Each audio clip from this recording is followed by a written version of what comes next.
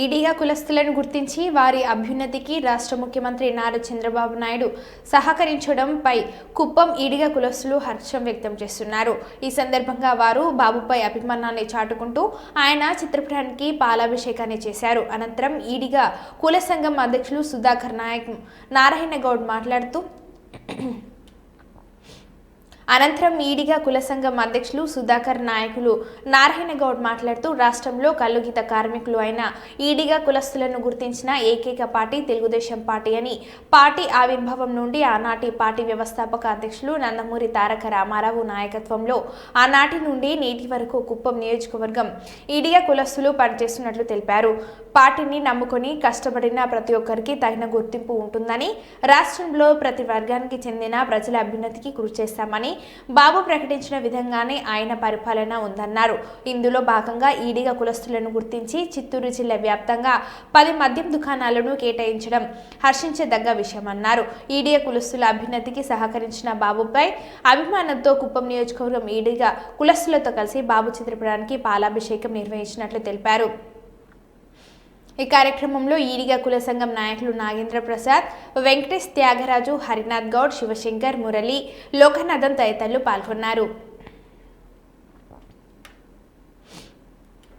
వెంకటరమణ స్వామి దేవాలయం నందు నారా చంద్రబాబు నాయుడు గారికి పాలాభిషేకం చేయడం జరిగింది.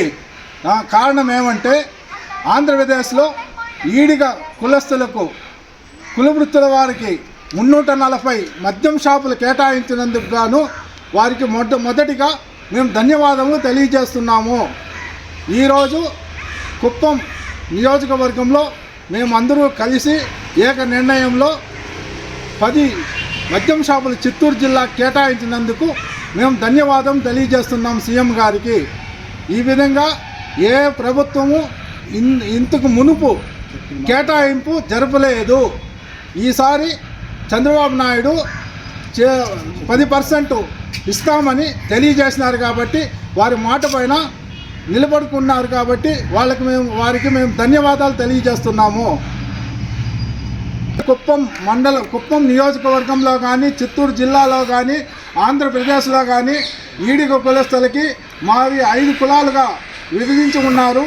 ఈడిగ కులము, గౌడ కులము, శ్రీశైన, యాత, శెట్టిబలిజ అనే 5 కులాలు ఒకే కేటగిరీ చెందుతుంది కాబట్టి మా కులాల్ని వాళ్ళు గుర్తించి కేటాయించినందుకు గాను ధన్యవాదాలు మరొక్కసారి తెలియజేస్తున్నాం సీఎం గారికి.